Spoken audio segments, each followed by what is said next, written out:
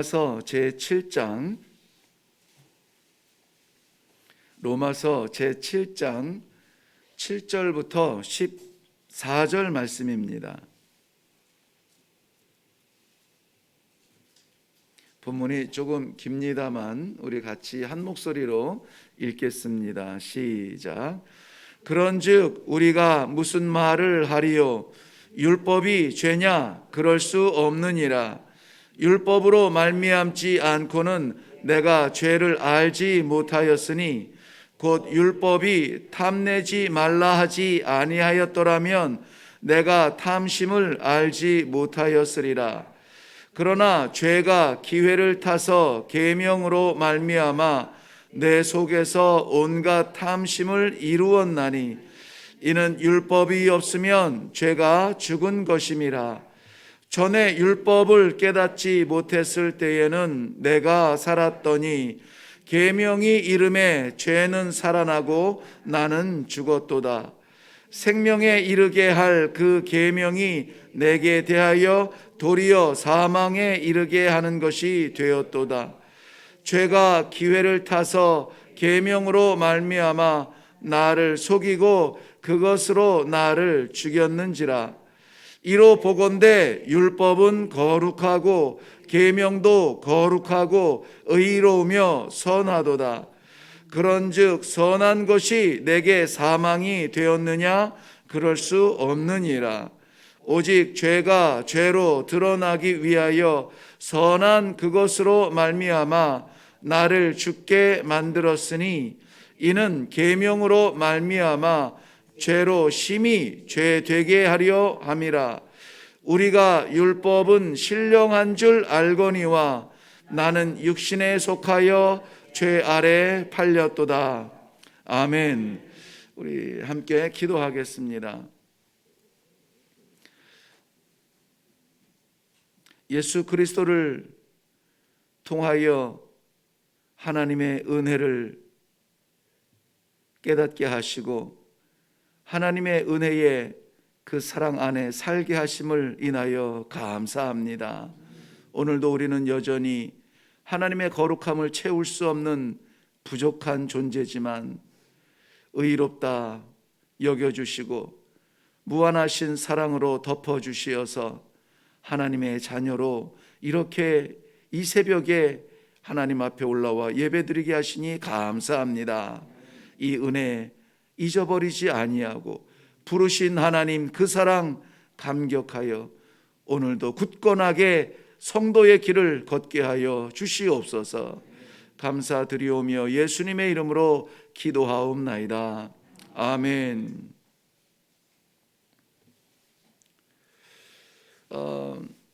오늘 말씀이 얼뜻 한 번 읽기에는 조금 어렵고 혼란스러울 수 있습니다. 분명한 것은 이 사도 바울이 유대인들로부터 배척당하는 근본적인 이유가 무엇이냐? 유대인들이 그토록 생명처럼 여겼던 율법을 무너뜨리는 사람처럼 보여졌기 때문입니다. 사도 바울은 은혜의 시대를 열어주는 그러한 사도였죠. 왜냐하면은 율법적으로는 분명히 이방인이 하나님의 백성이 된다는 것, 가능하지만 절차가 있고 법을 지켜야만 했습니다. 할례를 받아야 됐고 하나님께서 이 유대인들에게 주신 율법을 철저하게 지켜야만 했죠. 그런데 사도 바울이 가지고 왔던 소식, 베드로가 전했던 이야기는 이방인들도 하나님의 백성이 되고 은혜 가운데 성령의 역사가 나타나는 것을 눈으로 보았다는 거예요.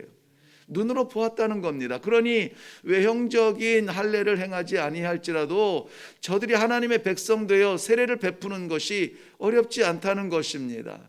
그러므로 우리가 육신의 할례가 중요한 것이 아니라 저들을 보니까 이미 다 마음의 할례를 받은 사람들이다. 오히려 우리가 육신의 할례 겉으로 행한 것 때문에 그것이 전부라고 위로받지 아니하고 마음의 할례를 받아서 감추어진 것, 그 찌꺼기들, 감추어진 것들이 잘라질 수 있도록 우리가 더 깊은 신앙의 세계에 들어가야 된다라고 강조했던 것입니다.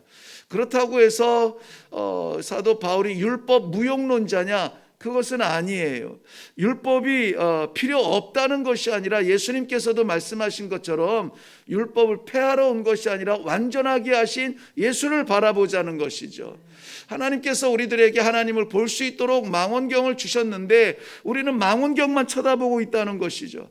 이 렌즈가 여기는 작고 여기는 크네, 이것은 재질이 무엇으로 되어 있네, 물에 던지면은 이것이 방수네, 던지면 깨지네, 이런 것들을 가지고 망원경을 탐구하느라 망원경으로 바라봐야 될 목적을 바라보지 못하고 있으니 이제 우리 하나님께서 열어주신 은혜의 세계로 말미암아 망원경이 아니라 우리에게 생명을 주신 하나님을 바라보자, 사도 바울의 은혜의 메시지였거든요.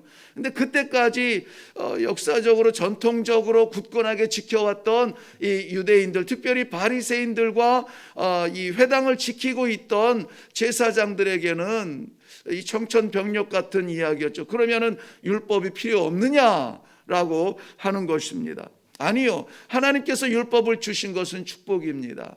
하나님께서 율법을 이스라엘 백성들에게 주신 것은 선택받은 백성들의 그 은혜입니다. 그것을 알아야 하는 것이죠. 그러나 이 율법은 이스라엘 백성들 안에 갇혀 있을 수는 없는 것입니다. 이스라엘 백성들을 통하여 온 세계 사람들이 죄를 깨닫고 죄를 해결할 수 있는 방법을 찾고 영원히 해결해 주시는 예수 그리스도를 나아가서 볼 수 있는 그러한 안내자였다는 것입니다. 어제 저는 공교롭게 장례식을 간 것이 아니라 장례식을 가면서 공교롭게 한 형제와 더불어서 우리는 그럼 율법을 어떻게 생각해야 되느냐에 대해서 잠시 묵상을 나누었습니다. 낯선 길이 아니라 생전 처음 가는 길이라서 운전에 집중하느라 이 율법에 대하여서 깊은 이야기를 나눌 수는 없습니다만은 그 귀한 신앙이 굉장히 좋은 형제였음에도 불구하고 율법에 대하여서 정확한 그 역할을 깨닫지 못했다고 할까요? 혼란스러워하는 것을 보면서 오늘 새벽 예배의 말씀은 정말 하나님께서 우리들에게 선물로 주시는 말씀이 아닌가 이렇게 생각이 되어졌습니다.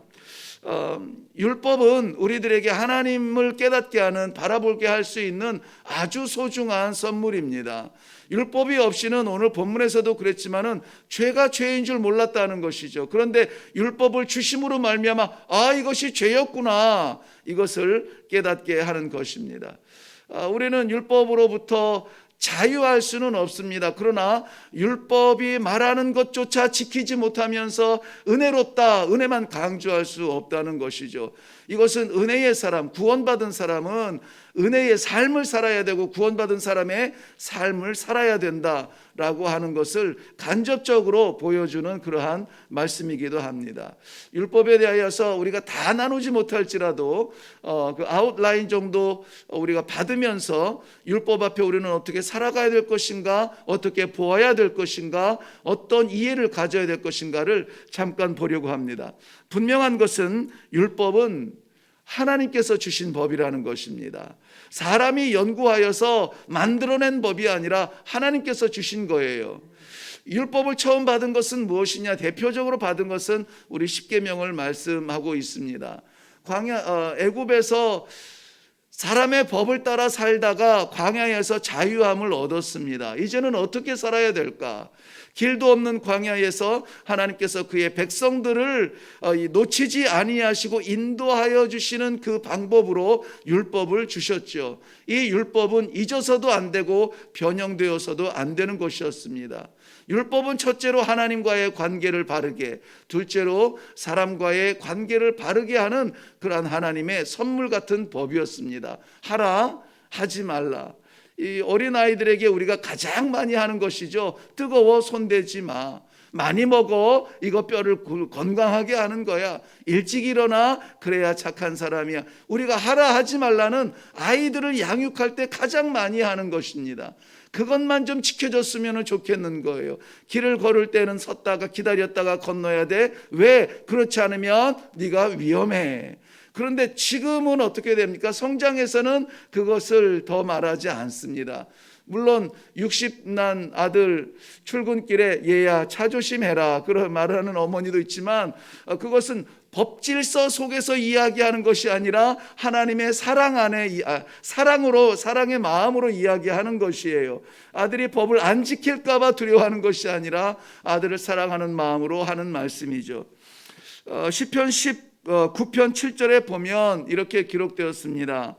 여호와의 율법은 완전하여 영혼을 소성케 하며 여호와의 증거는 확실하여 우둔한 자를 지혜롭게 하며 여호와의 교훈은 정직하여 마음을 기쁘게 하고 여호와의 계명은 순결하여 눈을 밝게 하느니라 그랬습니다. 이 다 동일한 이야기예요.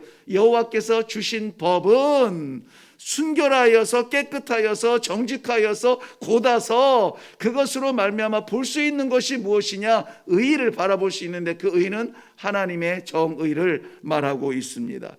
결국은 율법을 보는 것, 율법을 지키는 것, 율법을 따르는 것 이상의 무엇이 기대되어져 있습니다. 뭡니까? 주신 하나님을 바라보라는 것이에요. 주신 하나님을 바라보라. 우리가 율법을 지키는 것은 율법을 지키는 것이 아니라 주신 하나님의 마음을 지키는 거예요.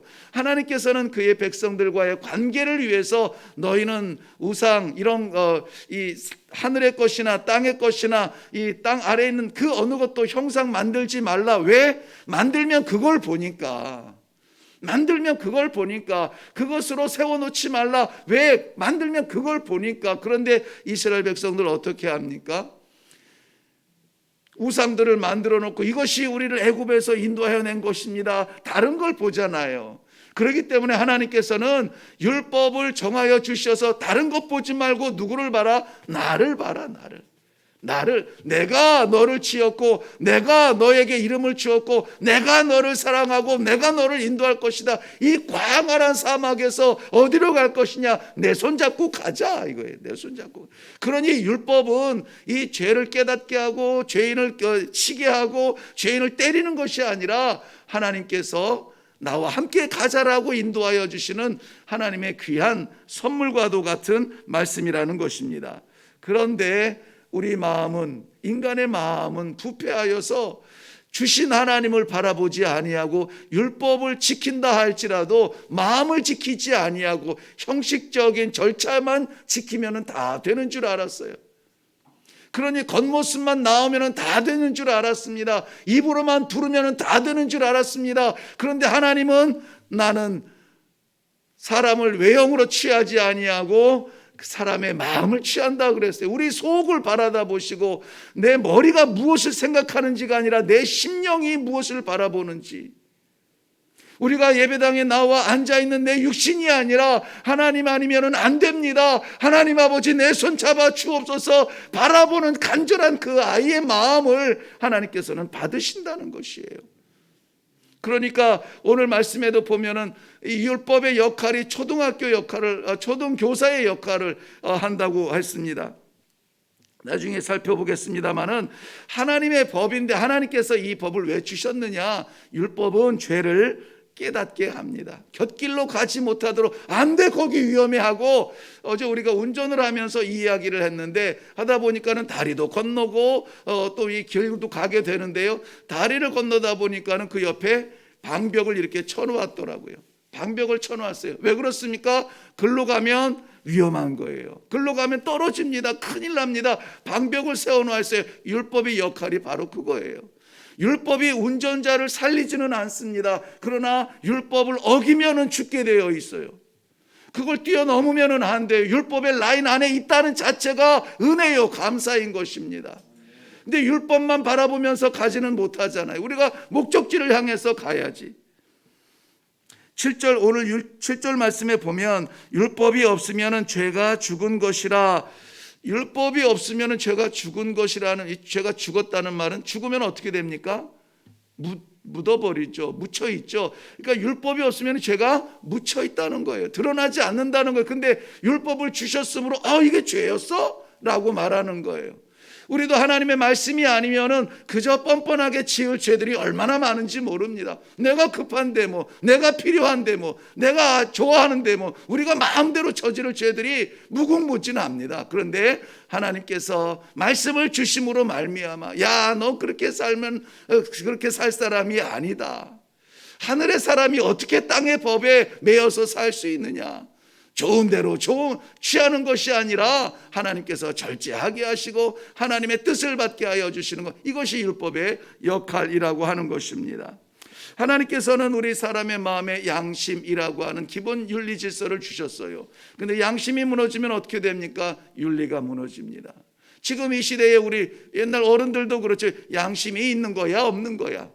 양심도 정확하지 않아요. 양심도 내 뜻을 따르지, 양심도 공의를 따르지 않습니다. 하나님의 법을 따르지 않아요. 본래 양심은 선하게 지음을 받았지만 그 양심의 길을 따르지 아니하고 나 원하는 대로 가도록 인본주의, 우리 나 중심주의의 삶이 지금은 만연해 있다라고 하는 것입니다. 결국 범죄한 인간이 따라간 것은 양심의 법이 아니라 나의 즐거워하는 것, 나의 기뻐하는 법을 따라가고 있었다는 것입니다. 마지막으로 이 율법의 가장 중요한 역할은 무엇이냐? 율법은 예수 그리스도를 바라보게 하는 것입니다. 이렇게 설명을 드렸습니다.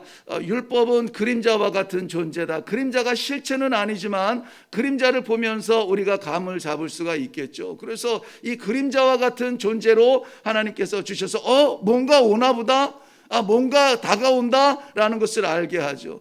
그리고는 긴장하게 하죠. 그리고 실체적으로 오신 것은 무엇이냐? 예수 그리스도라고 하는 것입니다.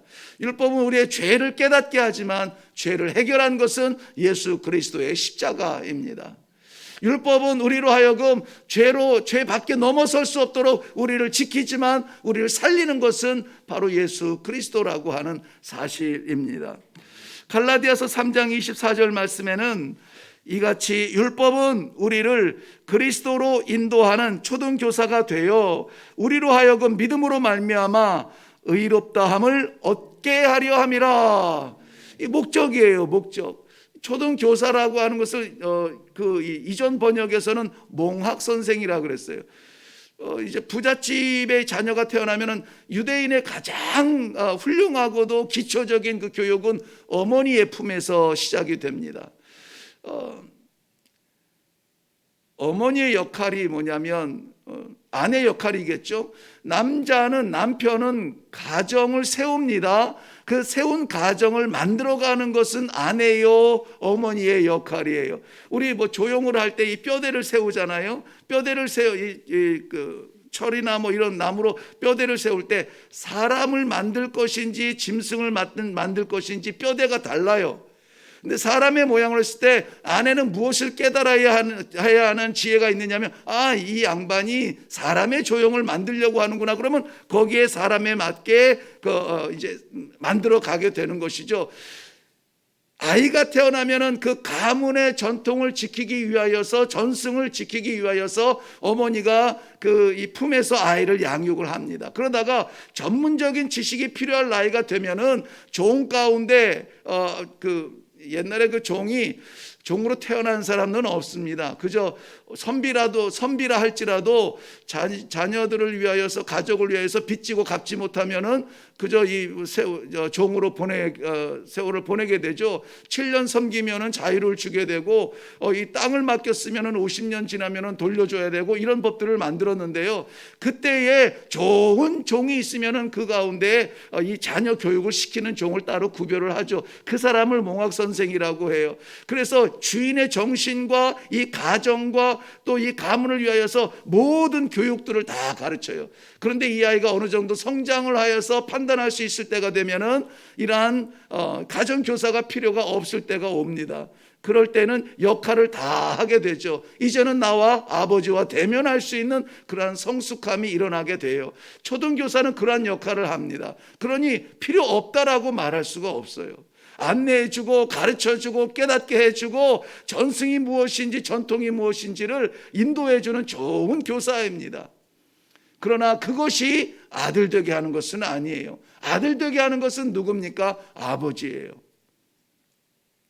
그래서 이 갈라디아에서 말한 것처럼 이 자녀를 양육하던 그 초등교사가 율법의 역할을 감당했다, 이렇게 말합니다. 오늘도 우리들에게 이 율법은 여전히 무시할 것은 아닙니다.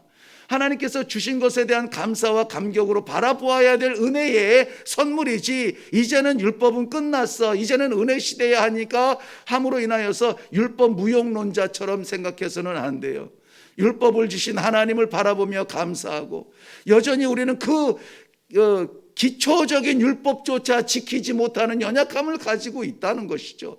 오늘 본문 마지막에 가면 24절에 오라 나는 곤고한 사람이로다. 이 사망의 몸에서 누가 나를 건져내랴. 무엇입니까? 난 죽음, 이 율법의 거울로 보면은 나는 죽은 것 같은 존재라는 거예요. 이것조차 지키지 못하는 나의 연약함이다. 우리가 율법을 판단합니까? 판단할 수 없어요. 말씀을 판단합니까? 판단할 수 없어요. 이것이 은혜다, 이것이 그러다 말할 수가 없어요. 그저 우리는 말씀을 받는 사람들이에요. 말씀을 받고 순종하고 나의 연약함 앞에서 어떻게 하면 좋습니까? 아버지 나를 붙잡아 주세요. 아버지 앞에 나아갈 수 있도록 인도하는 것이 율법이라고, 율법이요 말씀인 것입니다. 그래서 25절의 결론은 이렇게 내려지죠. 우리 주 예수 그리스도로 말미암아 하나님께 감사하리로다. 그런즉 내 자신은 마음으로는 하나님의 법을, 육신으로는 죄의 법을 섬기노라. 여전히 연약함 가운데서 하나님께서 나를 살리신 그 법이, 예수 그리스도의 법이 예수 그리스도 안에서 나를 인도하고 있다라고 하는 사실입니다. 사랑하는 성도 여러분, 오늘도 우리는 율법 앞에 서면은 부끄럽고 여전히 연약한 죄성 감당할 길이 없습니다. 그러나 단번에 이 모든 것을 씻어주신 예수 그리스도의 그 화목제로 말미암아 우리는 구원의 사람이 되어서 구원의 사람처럼, 구원받은 사람처럼 살게 되는 것입니다. 오늘도 하나님께서 나를 향하여서 주시는 이 말씀 감사함으로 받고 무슨 말씀이든 주님 말씀 따라 살겠습니다. 오늘도 일어나서 그 길을 향하여서 주님 바라보며, 주신 선물 바라보지 말고 주신 하나님 바라보며 나아갈 수 있는 복된 성도들의 삶이 되시기를 주님의 이름으로 축원합니다. 기도하겠습니다. 우리의 연약함을 아시고 벗어날 수 없도록 위험하다, 가지 마라, 지켜라 경고의 말씀을 주시듯 율법을 허락하시고 말씀을 허락하십니다. 우리가 그 안에 있으나 여전히 우리의 연약함을 어찌할 수 없어 이 시간에 기도합니다. 아버지, 우리 손 잡고 놓지 아니하시는 아버지의 사랑으로 살아갈 수 있도록 은혜를 베풀어 주시옵소서. 오늘도 성도로 살아갈 때에 주를 바라보며 주의 생명을 바라보며 나아가는 주님의 성도들, 구원받은 백성처럼 살아 이 세상에 귀한 열매를 많이 맺을 수 있도록 축복하여 주시옵소서. 감사드리며 예수님의 이름으로 기도하옵나이다. 아멘. 네. 완전히 다루지 못하지만 율법 교리적인 부분을 다루면서 조금 길어졌는데요. 그러나 분명한 것은 우리들에게 날마다 말씀을 주시고 우리에게 하라 하지 말라 이런저런 양심의 명령을 주시는 것은 감사한 일입니다. 감격스러운 일이에요. 오늘도 하나님께서 우리의 기도 가운데 주시는 해야 될 일, 하지 말아야 될 일 있거든 반드시 지키고 그 은혜의 법대로 삶으로 말미암아 예수 그리스도 믿는 사람처럼 오늘도 그 신앙의 길을 걸어갈 수 있기를 바랍니다. 우리 다 같이 기도하시고 특별히 어제 모친상을 당한 우리 교회 집사님 계신데 가정 유족들을 위하여서 평안의 위로를 위하여서 우리 좀 기도해 주시고 그리고 각자의 기도의 제목으로 내려가겠습니다. 우리 다 같이 기도하겠습니다. 살아계신 아버지,